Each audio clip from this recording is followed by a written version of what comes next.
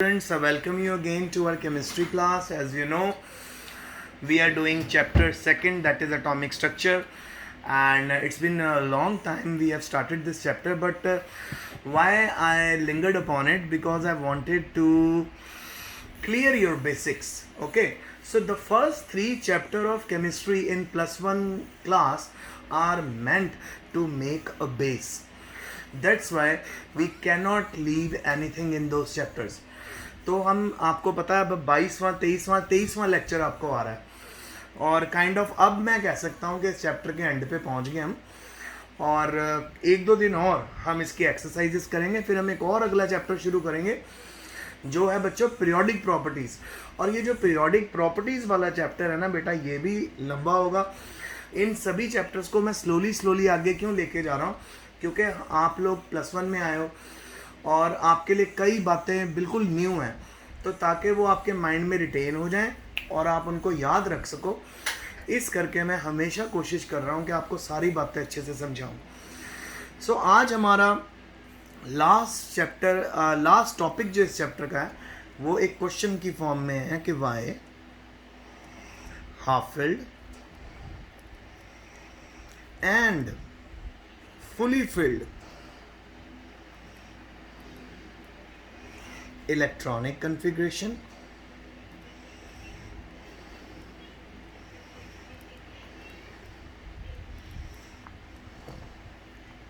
are more stable,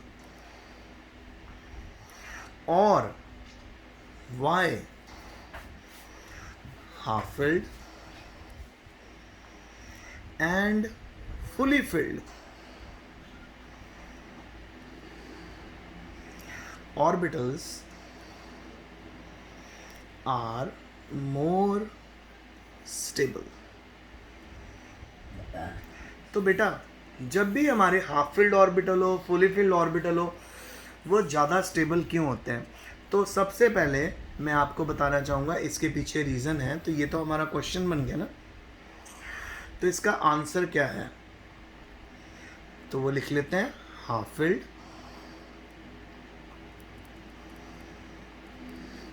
and fully field orbitals are more stable due to two factors।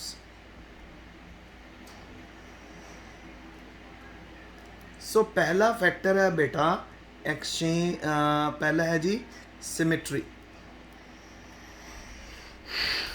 तो मैं कहाँ पे थे हम? सिमेट्री। अगर आप नोटिस करो, अगर हम देखें हाफ फील्ड ऑर्बिटल को, आप देखो मेरे साथ,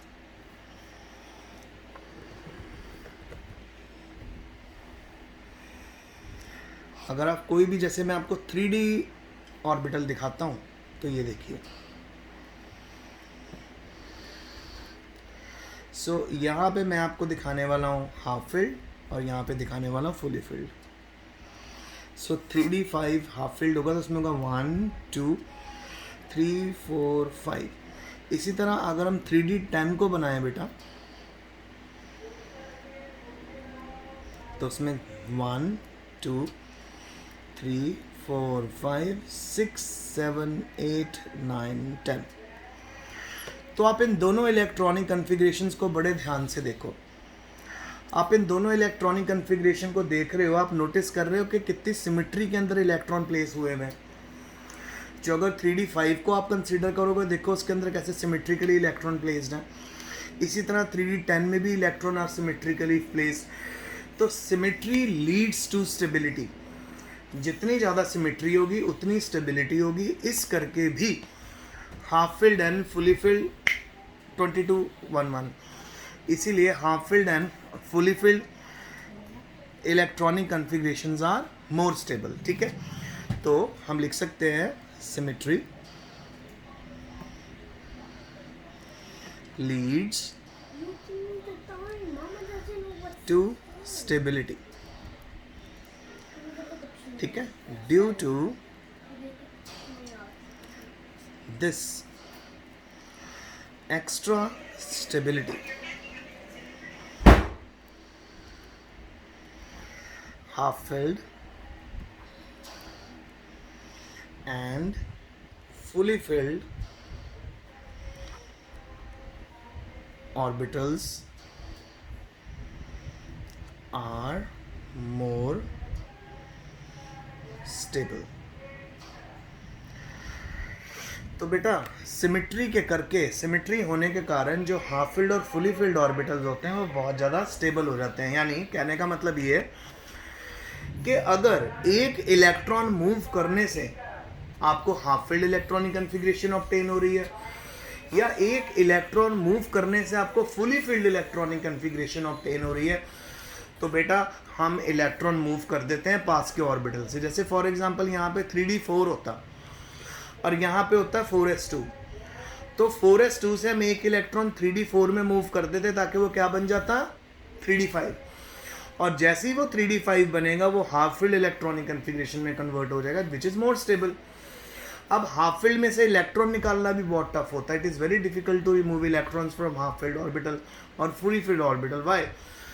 बिकॉज हाफ फील्ड और फुली फील्ड ऑर्बिटल जो होते हैं वो अपनी स्टेबिलिटी को इतनी जल्दी लूज़ नहीं करना चाहते, अपनी सिमेट्री को लूज़ नहीं करना चाहते। तो ये पहला रीज़न है कि हाफ फील्ड और फुली फील्ड इलेक्ट्रॉनिक कॉन्फ़िगरेशन ज़्यादा स्टेबल क्यों होती हैं। तो पहला रीज़न है ड्यू टू सिमेट्री, क्योंकि जब सिमेट्री होती है तो स्टेबिलिटी उसके साथ आती है, ठीक है, क्योंकि यहाँ पे इलेक्ट्रॉन्स जो हैं वो सिमेट्रिकली डिस्ट्रीब्यूटेड है। तो हम लिख सकते हैं in half field and fully field orbitals electrons are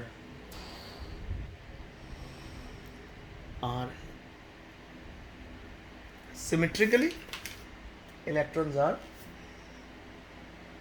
symmetrically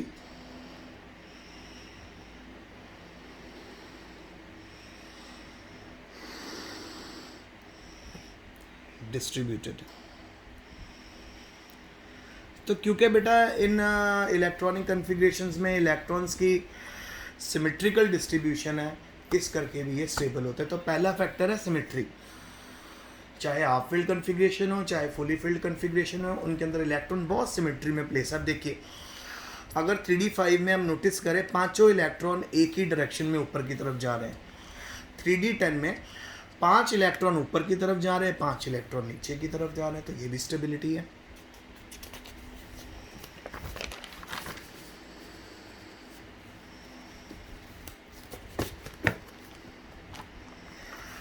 अब हम सेकंड फैक्टर पे चलते हैं। तो सेकंड फैक्टर है बेटा एक्सचेंज एनर्जी।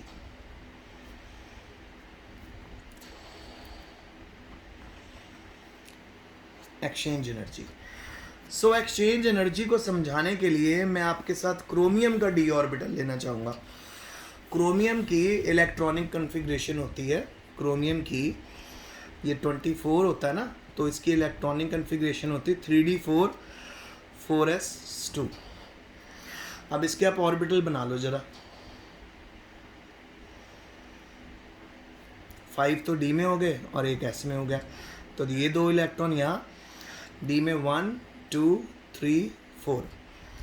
अब आप देखिए कि इसमें कितने एक्सचेंज पॉसिबल हैं। देखें तो उसके लिए हमें बेटा बार बार इनको बनाना पड़ेगा। तो सबसे पहले मैं एक आपके पास ये डी ऑर्बिटल दिखा रहा हूँ। सो यहाँ पे हमें 4 इलेक्ट्रॉन दिखाने हैं ऑलरेडी, क्योंकि डी में 4 है तो 4 दिखाएंगे। अब अगर ये हमारा पहला है इलेक्ट्रॉन, तो ये कहाँ कहाँ पे जा सकता है? इसको पेयर अप कर सकता है, इसको पेयर अप कर सकता है, इसको पेयर अप कर सकता है। सो यहाँ पे पहला इलेक्ट्रॉन, फर्स्ट इलेक्ट्रॉन, कितने एक्सचेंज यहाँ पे पॉसिबल हैं? 3 एक्सचेंज। अब जरा हम सेकंड इलेक्ट्रॉन देखते हैं। वही 4 इलेक्ट्रॉन बनेंगे। यहाँ पे है सेकंड इलेक्ट्रॉन, ठीक है बेटा।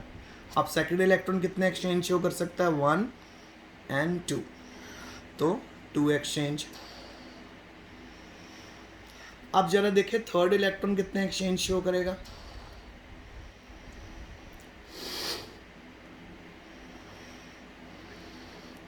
वन, टू, थ्री, 4, ये रहा हमारा third electron. So third electron में सिंगल एक्सचेंज हमें देखने को मिलेगा, तो 1 एक्सचेंज। तो बच्चों इन तीनों एक्सचेंज को प्लस करके देखो, 3 एक्सचेंज, 3 + 2 + 1। सो आप टोटल लगा के देखो कितने एक्सचेंज पॉसिबल हो रहे हैं। अगर आप इसमें एक्सचेंज देखोगे तो टोटल एक्सचेंज हमारे कितने पॉसिबल हो रहे हैं, 3 + 2 + 1। सो ये हमारे पास आएंगे 6 आ रहे हैं यहाँ पे, ठीक है। तो 6 पॉसिबल है, 6 एक्सचेंज पॉसिबल है। जितने ज़्यादा एक्सचेंज इलेक्ट्रॉन की पॉसिबल, एक्सचेंज का मतलब क्या है कि एक इलेक्ट्रॉन दूसरे इलेक्ट्रॉन में जंप करने को हम एक्सचेंज बोलते हैं। तो जितने एक्सचेंज ज़्यादा होंगे उतनी ज़्यादा उसकी स्टेबिलिटी होगी। अब क्रोमियम को ही मैं आपको, जब मैंने 3D4 लिखा है ना, हम इसको 3D5 बनाते हैं। अब आप कंसीडर करो, फिर से क्रोमियम लिखो। क्रोमियम लिखने के बाद आप पहुंच जाओ जी, इसको कर दो 3D4S। अब 4S 1 कर दें कि यहाँ से 4S का एक इलेक्ट्रॉन यहाँ मूव कर गया, उसने उसको 3D5 बना दिया। क्यों बना दिया? ताकि वो हाफ फिल्ड बन जाए। तो जब 3D5 हाफ फिल्ड बन जाएगा तो हर एक ऑर्बिटल में एक एक इलेक्ट्रॉन आ जाएगा। आइए अब इसमें एक्सचेंज देखते हैं कितनी है। 1 2, सो 1 2 3 4 5। सो पहले इलेक्ट्रॉन के लिए अगर हम देखें कितने एक्सचेंज आएंगे, 1 2 3 एंड 4। पहले इलेक्ट्रॉन के लिए 4 एक्सचेंज हैं। अब जरा सेकंड इलेक्ट्रॉन के लिए देखते हैं।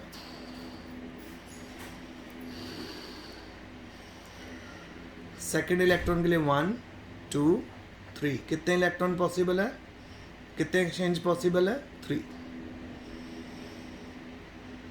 अब जरा थर्ड इलेक्ट्रॉन के लिए देखिए।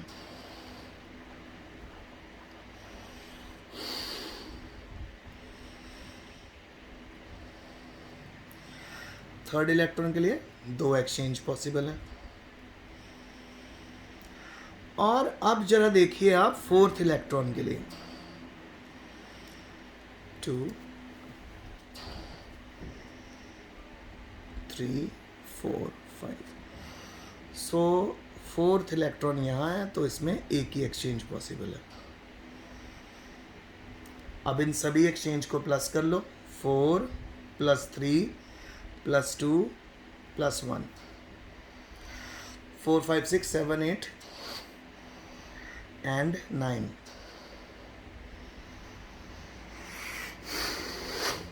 ठीक है, एक एक्सचेंज पांचवा भी शो करेगा बेटा, तो वो फिफ्थ जो शो करेगा वो इधर शो करेगा ऑपोजिट। सो टोटल +1 एक और कर लो, सॉरी 10। हाँ जी। सो यहाँ पे कितने एक्सचेंज पॉसिबल हुए, 4 + 3 + 2 + 1, 4 + 3 7 8 9 10, 10 एक्सचेंज। सब आप खुद नोटिस करो कि जब तो हमने 3D4 कॉन्फ़िगरेशन ली थी उसमें 6 पॉसिबल थे एक्सचेंज, और यहाँ पे एक्सचेंज एनर्जी कितनी पॉसिबिलिटी शो कर रही है, 10, जब हम 3D5 ले रहे हैं। एक ये रीज़न भी है एक्सचेंज एनर्जी के करके भी half filled and fully filled orbitals are more stable. तो हम इसको यहाँ बॉक्स में लिख देते हैं, due to more exchange energies, half filled and fully filled orbitals are more stable। सो बच्चों आज आपने देखा कि एक्सचेंज एनर्जी के करके हाफ फिल्ड और फुली फिल्ड ऑर्बिटल्स की भी स्टेबिलिटी कितनी ज़्यादा बढ़ जाती है। सो जहाँ पर भी आपको मौका मिले, आपके पास इस तरह की कन्फिग्रेशन हो, जैसे 3D4 है, जैसे 3D4 4s2 है, तो हमेशा अपने s ऑर्बिटल से इलेक्ट्रॉन मूव कर देना है ताकि वो हाफ फील्ड बन जाए। अगर आपके पास यहाँ पे 3D9 होता, कॉपर के केस में, जैसे 3D9 4s2 है, 29 होता ना, तब भी आप 4s2 से एक इलेक्ट्रॉन यहाँ भेज देते हो ताकि वो बन जाए 3D10 4s1। तो इसी करके हम हमेशा s ऑर्बिटल से d में इलेक्ट्रॉन भेज देते हैं ताकि उसको हाफ फील्ड बना लें अगर एक इलेक्ट्रॉन के मूव करने से हो रहा है, और अगर एक इलेक्ट्रॉन के मूव करने से फुली फील्ड भी बन रही है तो भी हम इलेक्ट्रॉन को भेज देते हैं ताकि हमारी स्टेबल इलेक्ट्रॉनिक कन्फिग्रेशन अचीव हो रहा है। क्योंकि आपको पता है ये यूनिवर्सल लॉ ऑफ नेचर है, ये यूनिवर्सल लॉ है कि every thing on the earth runs for stability. For example आप एक बॉल को रोल करके छोड़ो तो वो भी जहाँ जाके रुकेगी वहाँ वो उस कंडीशन में उसकी स्टेबिलिटी मैक्सिमम होगी। इसी तरह पेंडुलम को भी अगर हम छोड़ दें, सिंपल हार्मोनिक मोशन शो करता है और फाइनली वो भी रेस्ट पे आ जाएगा, दैट इज़ ऑल्सो उसकी स्टेबल स्टेट होगी। तो इसी तरह इलेक्ट्रॉनिक कन्फिग्रेशन में अगर एक इलेक्ट्रॉन मूव करने से हाफ फील्ड और फुली फील्ड बनती है तो उस इलेक्ट्रॉन को मूव कर दिया जाता है ताकि वो स्टेबल हो जाए। तो हाफ फील्ड और fully filled electron orbital stable होते क्यों हैं? Because of symmetry and exchange energy. So प्यारे बच्चों, ये मेरा आज का टॉपिक था। आई होप आपको समझ आया होगा। नेक्स्ट टाइम हम फिर मिलेंगे, जल्दी मिलेंगे और फिर से हम अच्छे से सारी चीज़ों को रिकवर करेंगे। तो आज का लेक्चर यहीं तक। Stay home, stay safe and best of luck.